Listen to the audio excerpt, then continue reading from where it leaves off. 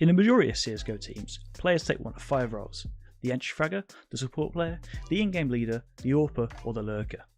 In effect, these define the playstyle each player will use during a match. However, some players end up mixing 2 roles together, or they utilise a completely different role entirely.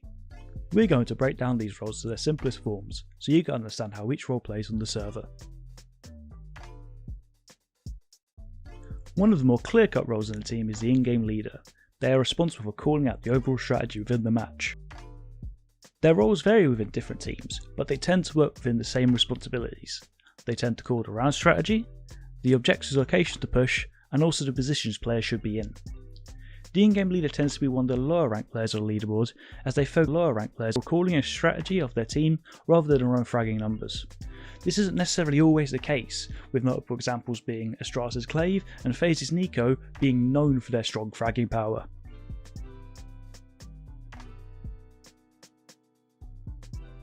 Practically every team has a player who specialises using the big green gun. The AWP is the only weapon in the game to record a kill in one shot to the body and has undergone many iterations in CSGO. Being an AWP is a very specialised role, with the gun itself being difficult to master as it requires a reload after each shot and is difficult to manoeuvre with. If you miss, you're likely dead. All this combined with their AWP's heavy price tag means that there's usually only one AWPer per team, with secondary AWPers being utilised in specific cases.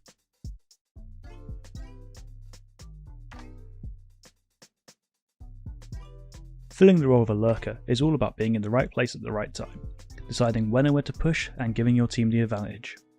This style of play was popularised by Christopher Get Right Allison when he was in NIP, where he became recognised as one of the greatest to touch the game.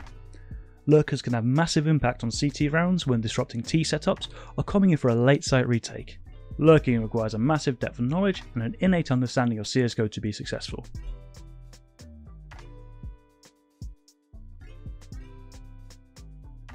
The support player tends to be the player who hangs back and carries the team's utility for them. While holding flashbangs, smokes, molotovs and other grenades may be expected of every member of a team, knowing the exact position in each of the 7 competitive maps where they are useful isn't necessarily for everyone. Support players look to hinder the opposing team in any way possible, utilising known vantage points.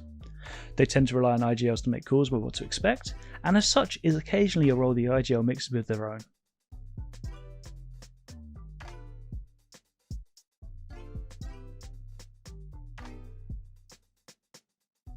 An entry fragger is typically the first player on the scene. They aren't afraid to rush into situations or scenarios that might appear to be dangerous, and they usually take the high risk actions that attain the higher rewards. They can tend to be one of the lower placing players on the scoreboard, being more focused on looking for information to assist the team in executing their overall strategy. It's normal for the entry to either get a single kill or just do some damage before they die on a bomb site in order to prime it for their teammates.